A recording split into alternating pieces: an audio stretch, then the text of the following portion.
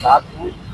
और अभी वर्तमान में जो राहुल गांधी गया जी ने आए थे, उसके लेकर करके ये जो है रिया पासवान जो है उनसे मुलाकातें की और बहुत मैंने इजी वे में उनसे मुलाकात हुई। और उनसे क्या मुलाकात के दरमियान क्या बातें हुई, मैं इनसे जानना चाहता हूँ। पहले आपको धन्यवाद प्रदीप जी।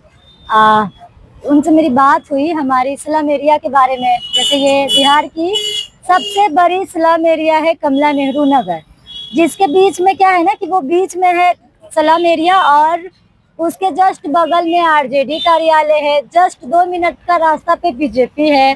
फिर उसके बाद मोरिया लोक है, इस्कॉन टेम्पल है, पटना जंक्शन है, नगर निगम की कार्यालय है।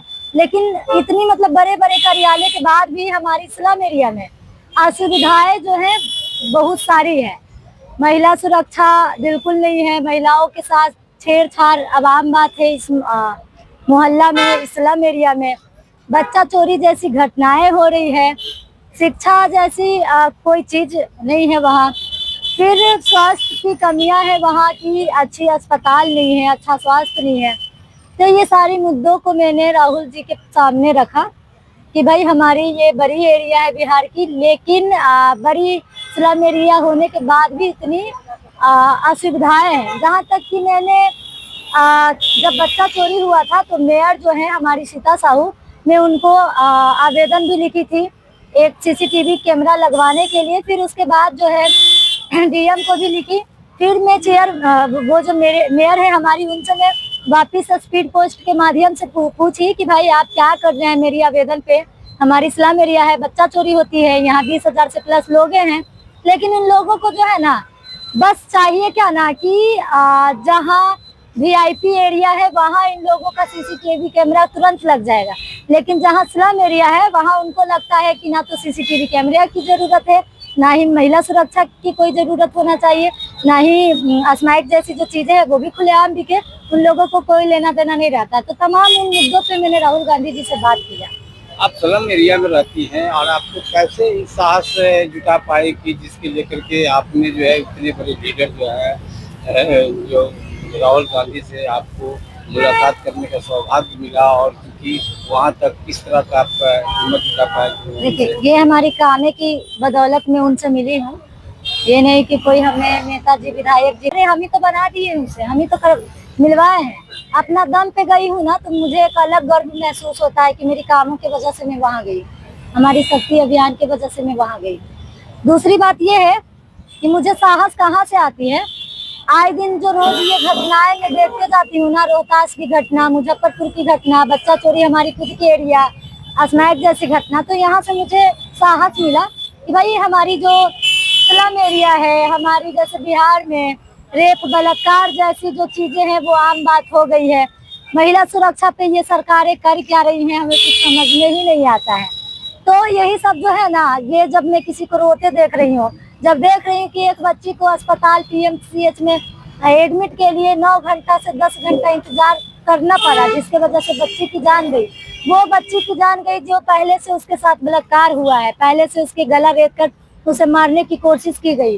वैसी वैसी बच्चियों को भी अस्पताल में एडमिट के लिए धरना देना पड़ता है। तो वहाँ से मुझे हिम्मत आई कि नहीं, मुझे समाज के लिए लड़ना है। आप देखते हैं कि एसी एसटी और माइनॉरिटी समाज के लोगों के साथ ये सब सारी घटनाएं ज्यादातर होती है। ज्यादा में मैं गिनवा सकती हूँ कि मुजफ्फरपुर की ये घटना ले लीजिए, रूपा बहन के साथ भी गलत हुआ था 5-6 महीना पहले। फिर हाल में ये 10-15 दिन पहले एक जो मुजफ्फरपुर की घटना है, 9 साल की बच्ची के साथ बलात्कार। फिर औरंगाबाद में एक बच्ची को 4 चक्का चढ़ा दिया गया, दलित बच्ची को। फिर उसके बाद जो है रोहतास जिले में बलात्कार कर उनकी दोनों आंखों को फोड़ किया गया है। तो देखिए, मैं स्लम एरिया से आती हूँ और बिहार की मतलब बिहार में तो ये रेप बलात्कार जैसी चीजें जो है अब आम हो गई है। और जरूरी भी नहीं है कि ये आखिरी और लास्ट हो, लेकिन हम लोग ये कोशिश कर रहे हैं ना कि अब ये सब चीजें ना हो। लेकिन हमारी करने से कुछ नहीं होगा जब तक सरकार में बदलाव नहीं लाएंगे। बिहार में जो है, बिहार में रहती है, बिहार में बहुत बड़ा करप्शन भी है। बिहार डबल इंजन की सरकार भी है, सुशासन की सरकार है, फिर भी यहाँ करप्शन ज़्यादा है। आखिर क्या कारण? देखिए कारण यही है ना कि ये लोग महिलाओं के नाम पे बस वोट बैलेंस बचाने की बात करते हैं। जमीनी स्तर पर ये लोग कामें क्या किया है वो देखिए आप।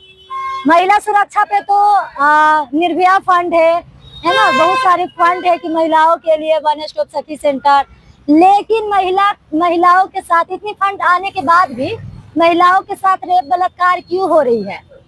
मतलब इनको तो पता है, सरकार तो न्यूज देख रहे हैं कि आए दिन नहीं रुकता है, मिनट मिनट पे बिहार के पूरे देश की यही बात है। लेकिन हम जिस राज्य में रह रहे हैं उसकी हम अब भी बात करेंगे कि ये महिला सुरक्षा पे हमारी डबल इंजन की सरकार कर क्या रहे हैं। दूसरी में ये भी बातें हैं कि उनकी सीसीटीवी कैमरा बस चालान काटने के लिए रोड पे लगेगा, उनको बस पैसा कमाने का जरिया दिखना चाहिए। लेकिन जहां हमारी महिला सुरक्षा की बात आती है वहां पे सीसीटीवी कैमरा क्यों नहीं लगाया जाता है। जहां ये करोड़ों का फंड महिलाओं के लिए रख रहा है कि रेप बलात्कार के लिए है, तो फिर वहां पे महिला सुरक्षा पे ये कर क्या रहे हैं डबल इंजन की सरकार। ये जी, सवाल एक सवाल था आपसे और एक सवाल था, आप स्लम एरिया में रहती हैं और स्लम एरिया से बात बहुत काफी चीजों ने आपने बताया स्नैप वगैरह, ये जी से हाँ। राहुल गांधी राहुल गांधी जी से जो मेरी बातें हुई, मैं वही वहाँ रखी हूँ कि हमारी ये सबसे बड़ी स्लम एरिया है और यहाँ असुविधाएं हैं। शिक्षा स्वास्थ्य जैसी चीजों में सुधार लाना है, महिलाओं के साथ छेड़छाड़ जैसी घटनाएं हो रही है। और हमारी जो इतनी बड़ी एरिया है, इतने सारे बगल बगल में 2-2 मिनट के रास्ता पे जो कार्यालय है, तो उसके बाद भी यहाँ असुविधाएं क्यों है। इसके लिए बहुत बहुत धन्यवाद। जैसे कि आपने सुना रिया पासवान से, और बहुत ही बेबाकी से जो है इन्होंने जवाब दिया कि किस तरह से अपने बातों को, जो इस स्लम एरिया में रहती है, स्लम एरिया के विषय में अपने राहुल गांधी की किस तरह से बेबाकी से बात की। आप मुझे वीडियो अच्छा लगता है तो